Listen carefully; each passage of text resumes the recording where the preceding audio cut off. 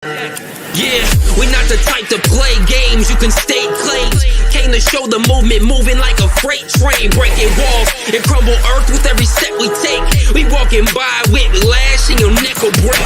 Never let it stray, so say it wrong, we'll set it straight. So coming at us with an awkward demeanor is leaving your life in the dead of face. So pedal straight, avoid these shots, we send it all costs. Truly believing that it'll be different, we watching your body get hauled off. Simple as this, we giving the vibe of the revolution that we living within. Diminish the doubt of the haters that talk on the low because of this minuscule shit.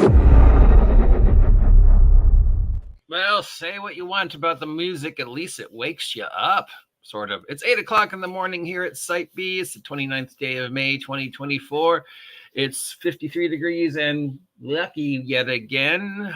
Spring seems to have just passed us by. But it's Wednesday, so we still have to force ourselves to open the door, go outside, and walk down to our friendly local game shop and see what is new on the shelves.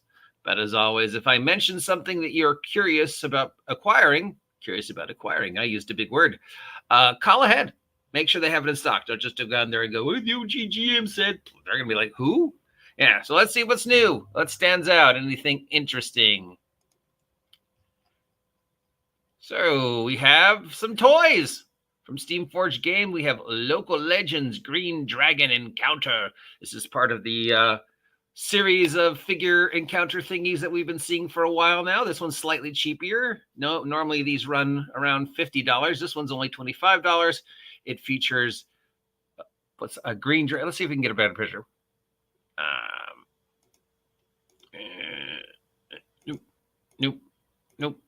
Nope. Yeah, I can't find a better picture. Figures this, which I think is supposed to be the green dragon, and 2 trees, a battle map, a booklet detailing the encounter and what the green dragon might or might not be up to and why it's out there, and stuff like that. So for $25, you get 3 figures, a map, and an encounter. Would have, maybe a 4th figure would have not been too bad, but all in all, okay. From Chaosium, who just hired Mike Merles. Congratulations, Mike. We have the Lunar Wave for Rune Quest. This is a $40 hardcover supplement that contains the mythology of the lunar gods and stuff like that. So it contains 15 new cults for the various divinities of the world of Gloranthan and gods and clericy religious stuff. And it's got a picture of a woman riding a giant bat with far too many eyes. She doesn't look very happy, whoever this person is. Thinking shaman or druid just because of the way they're dressed and stuff like that. They've got this scythe and then a baby scythe, and they're riding on the back of this weird bat-like Lovecraftian nightmare. Maybe I guess they're supposed to be riding into battle or something just because of how serious they look. But I guess this is supposed to be like a lunar witch. I don't know. She just doesn't look happy, whoever she is. From Hero Games, we have Victorian Hero System 6 Edition. Softcover supplement, $30, provides the mechanics to run a hero game in the Victorian age. The Victorian era is detailed, and then you add all the supernatural stuff that is so common with that time period. It's a hero system, so that's champions, but it's toned down to fit more of that genre. So while you might be able to build a Sherlock Holmes type character or a low power character like the Shadow, maybe you couldn't be building your standard 4 color champions characters. But then again, maybe you could because it's hero system. But yes, if you're interested in a little Victorian horror using the champions hero system, here you go, $30. From Edge Studios, we have Way of the Throne for the Genesis RPG. This is for the Twilight Imperium. So Twilight Imperium, of course, is a board game. There's also a role-playing game for it. And this is $42. Apparently, it will not ship in any place other than the United States and Puerto Rico and the Virgin Islands. It's an adventure for people just learning how to play this game, dealing with some space-related politics in the world of Twilight Imperium using the Genesis RPG system. And so it's got all sorts of spacey stuff, and it's from Edge Games, the same people who brought us Star Wars. I guess they have now acquired the rights to Twilight Imperium as well. So in case the Star Wars, they lose the rights to Star Wars, they can, at least still do space stuff with Twilight Imperium. From Exalted Funeral, we have Red Solstice magazine for $26. This features a whole bunch of different stuff, including a superpower adventure, magical weapons, a sci-fi micro setting, some new monsters, and some other stuff. So just a general collection of stuff for games that Exalted Funeral feed to. So D20, old school BX type stuff. It also has something in it called the Flaccid Elf, which is probably a sex thing. Then we have a game called Sin. This is part of the Spire series. You remember the Spire series has won some awards in the past. This is called Spire, the City of Mist. $40 for the deluxe edition, $20 for the just the DM screen alone. So you can get the big thing plus DM screen, or just get the DM screen. It delves deeper into the ever-expanding world of Spire. Spire is one of those, if you're not familiar with it, sort of steampunk, endless city settings. And then underneath it is sort of this Drow-elf-themed endless dungeon. It's got a lot of good ideas. It's always been reviewed favorably. I don't know a lot about Spire.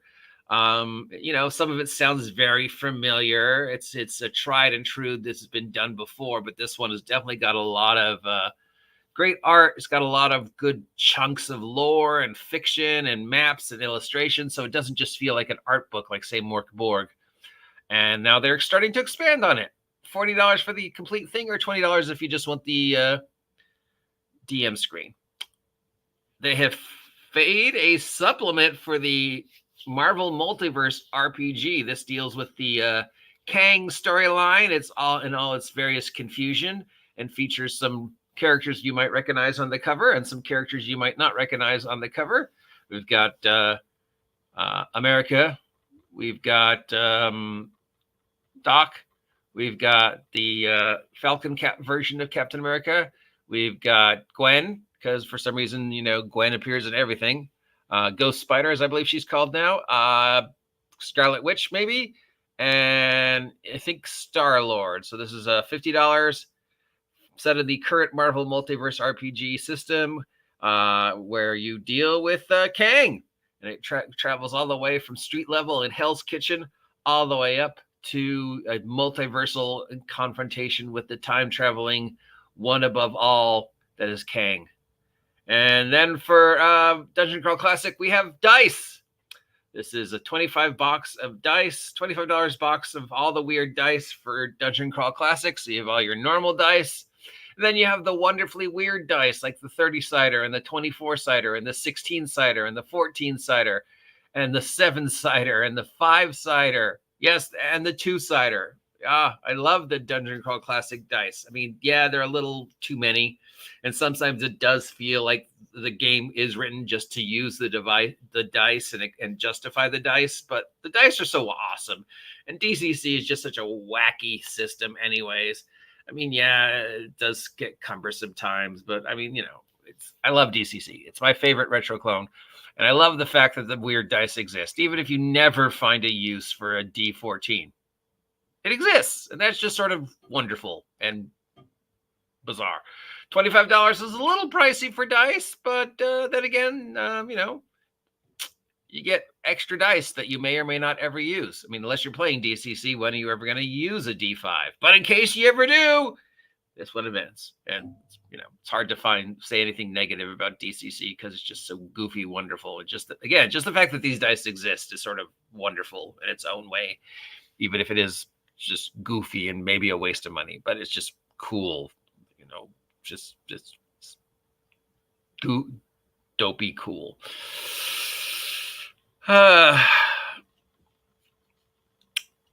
This seems cool, but I would have liked to seen one more figure in it, and that dragon list looks kind of weird. It's always nice to see RuneQuest get a little love. $40 seems a little pricey for, considering how obscure RuneQuest is. When you think Chaosium, it's not the first thing that enters your mind. And this picture does just have a lot of weird going on. Victorian hero? Obviously, people out there still think it's a genre that has legs because you still, once every couple of months, see somebody trying to milk the, it's not Call of Cthulhu, but it's close market. So, and it's Hero Games, which, you know, is always well received.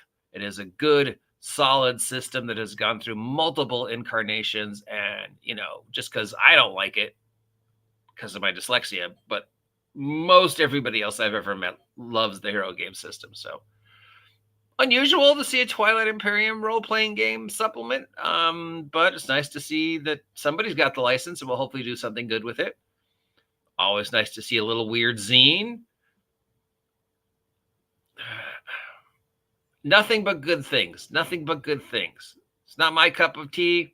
I've already got a cyberpunk, steampunk, never-ending city setting, but I have never heard anything bad about the Spire storyline, so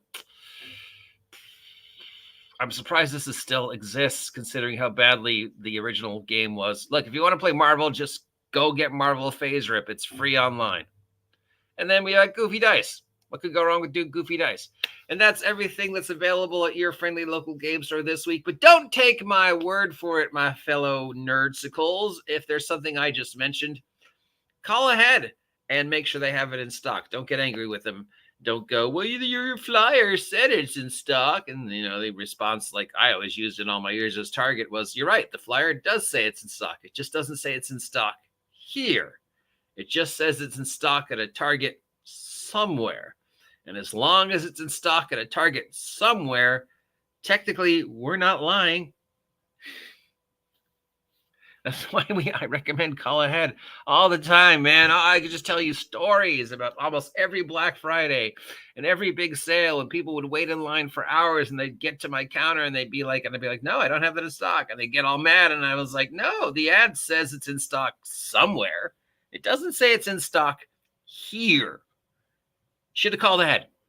Always call ahead, right? And please, please, please, please, please support your friendly local game stores. This is the one time where I will say, don't spend your money on my stuff. If you have your choice between supporting me and supporting a brick and mortar game shop, and if you're lucky enough to have one, please support our brick and mortar game shops. Keep them open for as long as we can. We need them and they need us. So all kidding aside, please, just support your friendly local game shop. And that's it for this morning. We'll be back with more weirdness later. Until then, have a great day. Stay safe, stay warm, stay dry, stay off my land. See ya.